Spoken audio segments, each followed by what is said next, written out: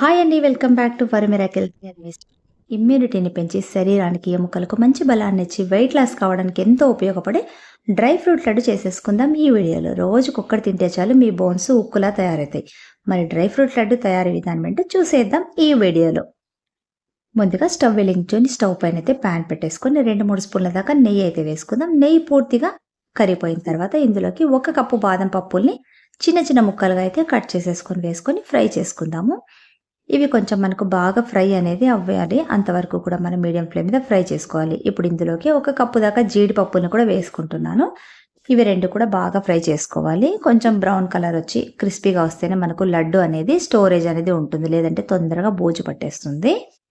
ఇవి ఫ్రై అయిపోయిన తర్వాత వీటిని పక్కన ఇంకొక బేసిన్లోకి అయితే వేసి పెట్టేసుకుందాం. తర్వాత ఇదే ప్యాన్లోకి 1 కప్పు దాకా కిస్మిస్లను కూడా వేసుకుందాం. ఇవి కూడా మీడియం ఫ్లేమ్ మీదనే మనమైతే ఫ్రై చేసుకోవాలి. హై ఫ్లేమ్ మీద అయితే తొందరగా మాడిపోతాయి. ఇవైతే కలర్ అనేది చేంజ్ అయిపోతాయి పూర్తిగా. ఇలా కిస్మిస్లు కూడా ఫ్రై అయిపోయిన తర్వాత వీటిని కూడా ఫ్రై చేసి పెట్టుకున్న జీడిపప్పు బాదంలోకి కలిపేద్దాం. తర్వాత అదే ప్యాన్లోకి ఒక 2-3 స్పూన్ల దాకా పిస్తా పప్పును కూడా వేసుకొని వీటిని కూడా ఫ్రై చేసేసుకుంటున్నాను నేను. పిస్తా పప్పులు మీ దగ్గర లేకపోతే స్కిప్ చేసేసేయండి. తర్వాత ఇదే ప్యాన్లోకి 1 కప్పు దాకా డ్రై డేట్స్ని కూడా వేసుకున్నాను నేను. దాంతోపాటుగా 2-3 యాప్రికాట్స్ని కూడా చిన్న చిన్న ముక్కలుగా కట్ చేసేసుకొని వేసుకున్నా. ఇప్పుడు ఇవి 2 కూడా బాగా ఫ్రై చేసేసుకుందాము. ఇవి డ్రై డేట్స్ కాబట్టి మెత్తగా అయ్యే సమస్య ఏమి ఉండదు. డ్రైగానే ఉంటాయి కాబట్టి వీటిని కూడా దాంట్లోనే వేసేసుకుందాం. తర్వాత ఇప్పుడు అదే ప్యాన్లో 2 స్పూన్ల దాకా నెయ్యి వేసుకుందాం. నెయ్యి పూర్తిగా కరిగిపోయిన తర్వాత 1 కప్పు దాకా గుమ్మడి గింజలను అయితే వేసుకుంటున్నాను.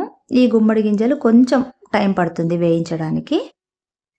మీడియం ఫ్లేమ్ మీద వేయించుకోవాలి. ఇవి కొంచెం చిటపట్లాడేటప్పుడు ఇందులోకి 1 కప్పు దాకా వాటర్ మెలన్ సీడ్స్ కూడా యాడ్ చేసుకుంటున్నాను. ఇప్పుడు ఈ 2 కూడా కొంచెము ఫ్రై చేసుకోవాలి. మనం హై ఫ్లేమ్ కాకుండా మీడియం ఫ్లేమ్ మీద పెట్టుకేసుకొని ఫ్రై చేసేసుకోవాలి. ఇలా ఫ్రై అయిన తర్వాత ఇప్పుడు వీటితో పాటు 1 కప్పు దాకా సన్ఫ్లవర్ సీడ్స్ కూడా యాడ్ చేసుకుంటున్నాను. ఈ 3 కూడా బాగా ఒక 2 నిమిషాల పాటు మీడియం ఫ్లేమ్ మీద బాగా ఫ్రై చేసేసుకోవాలి. కొంచెం బాగా తేమ పోయేదాకా కూడా ఫ్రై చేసుకోవాలి. అప్పుడే మనకు లడ్డు అనేది స్టోరేజ్ ఉంటుంది. ఇప్పుడు ఇవన్నీ కూడా బాగా మనం ఇలా ఫ్రై చేసుకున్న తర్వాత అన్నిటినీ కలిపి చేసుకోవాలి.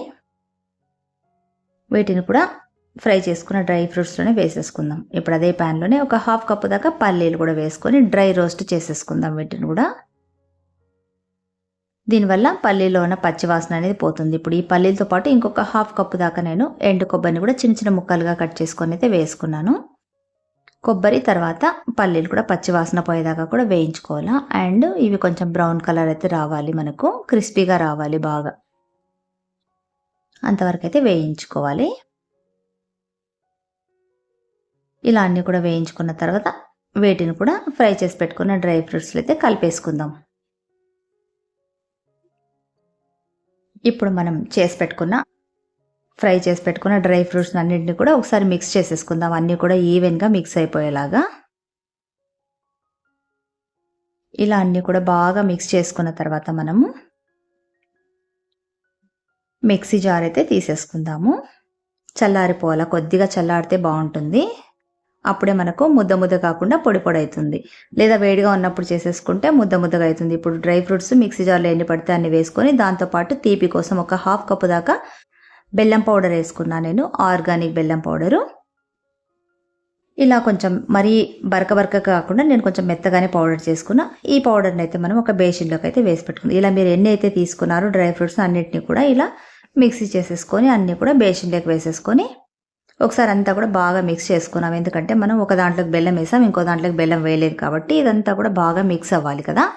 అందుకోసం అంతా కూడా ఈవెన్గా అక్కడక్కడ కొంచెము ముద్దలాగా ఉండలాగా ఉంటే అవి కూడా బాగా ఈవెన్గా కలిపేసుకుంటూ గరిటతో అంతా కూడా మీద కింద కలిపేసుకోవాలి. కావాలనుకుంటే ఇంకా మీకు బెల్లం తక్కువ అనిపిస్తే బెల్లం కూడా యాడ్ చేసేసుకోవచ్చు.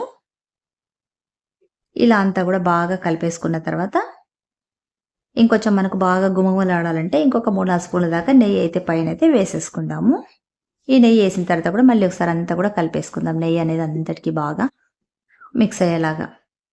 తర్వాత ఇప్పుడు మనం చల్లారిపోయిన తర్వాత కొద్దిగా మన గుప్పెట్లో ఎంత అయితే పడుతుందో అంత తీసుకొని చిన్న చిన్న ఉండలుగా చేసుకోవాలి. మరి మీడియంగా చేసుకోవాలి. మరి పెద్ద ఉండలు కాకుండా, చిన్న ఉండలు కూడా కాకుండా మీడియంగా చేసేసుకొని అన్నీ కూడా మనము మంచి ఎయిర్ టైట్ కంటైనర్‌లో అయితే పెట్టేసుకోవాలి.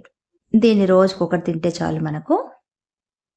ఎలాంటి రోగాలున్నా కూడా తగ్గిపోతాయి. దాంతో పాటు బలం అనేది పెరుగుతుంది. మంచి ఇమ్యూనిటీ బూస్టర్ ఇవి. ఇలా మీరెన్నైతే తీసుకున్నారో అన్నిటిని కూడా ఉండలుగా చేసుకోండి. సో, మీకు కూడా నచ్చింది కదా! మరి ఇంకెందుకు ఆలస్యం, మీరు కూడా తప్పకుండా ట్రై చేయండి. మీకెలా కుదిరిందో నాకు కామెంట్ చేయండి. ఈ వీడియోనైతే మీ ఫ్రెండ్స్‌కి, కుటుంబ సభ్యులకైతే షేర్ చేయండి. అండ్ ఇప్పటిదాకా నా వీడియోలైతే చూడని వాళ్ళు తప్పకుండా నా వీడియోలు చూడండి. మరిన్ని రెసిపీస్ కోసము నా